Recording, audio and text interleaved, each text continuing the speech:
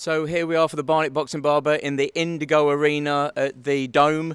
Here we are with Jimmy Eaton. Jimmy, we met at the Swindon show. You went, hey up mate, yeah, and I knew it was you, and I was going to see you here, and you're fighting tonight. Yeah, fighting tonight. So I'm 12th on against Slick Rick. I don't know his last name, but that's his name. So yeah, should be a good night. So when we spoke at Swindon, I know that you'd been in the armed forces for 15 years, and I thank you for your service. Thank you. And you're expecting a few of the old lads from back in the day to perhaps be here tonight to follow you? Yeah, like I said before, there's a mixture, about 50-50, so 50% of the old army lads and then 50% of family and friends from Windsor and Atherstone back home. So.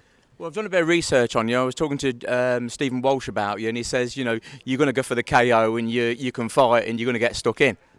Well, I'm never one to speak, too soon. I think you see that all the time where someone will say what they're going to do and then it ends up biting you in the arse. So just going to go in there, have a bit of fun and see where it goes. I know he can box, so I'm just hoping tonight it's a boxing match and not a brawl. Cause how many rounds are you fighting tonight? It's only 3, so 3 2 minutes, nice and light. Yeah.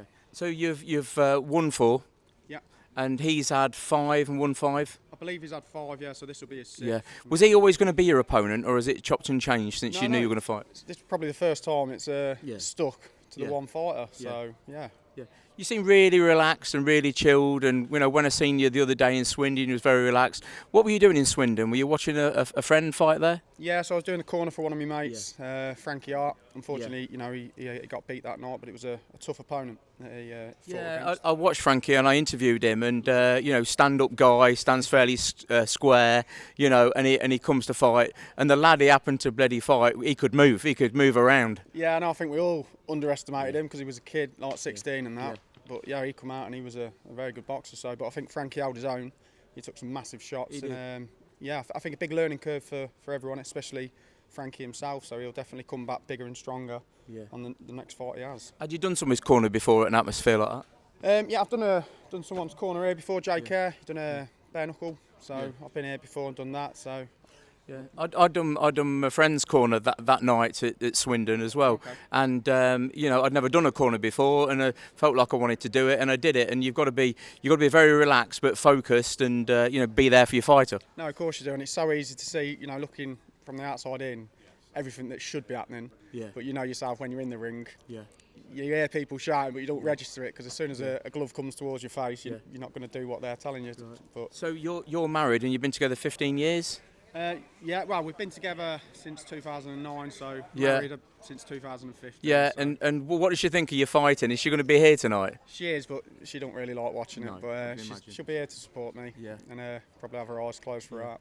And I said to you, if you win your fight, what's for you? Are you going to stick with these guys and fight on their promotion again, or will you just take time away and see what happens? I'll probably have a couple of weeks off because I put quite a bit into this camp and with the kids and that.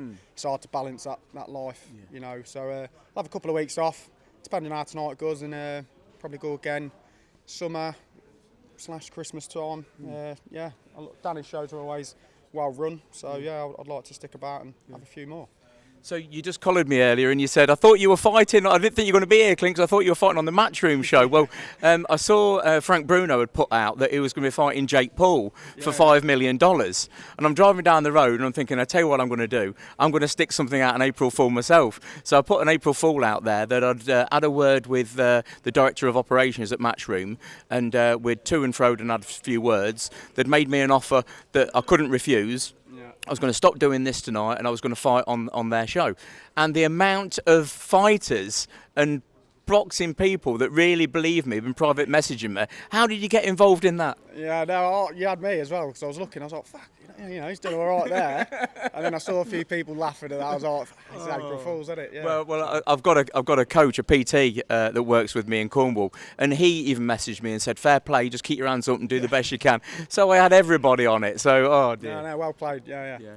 You had everyone full. Well, it just shows that I must be quite a truthful, professional guy for people to believe me. That's it, yeah, and you must be good at boxing for everyone to believe you as well. So. Well, that's the bit that I didn't get. So anyway, no, listen, thanks ever so much for talking to me. No I wish you all the best with your fight, and post-fight, I'd love to obviously have a chat with you, and see if you're able to give me, a recount of what happened to you in the ring tonight. So that would be good. Okay, cheers, mate. All the best to you. Top man. Cheers. Appreciate Thank it. you. Get on it, mate. Thank you.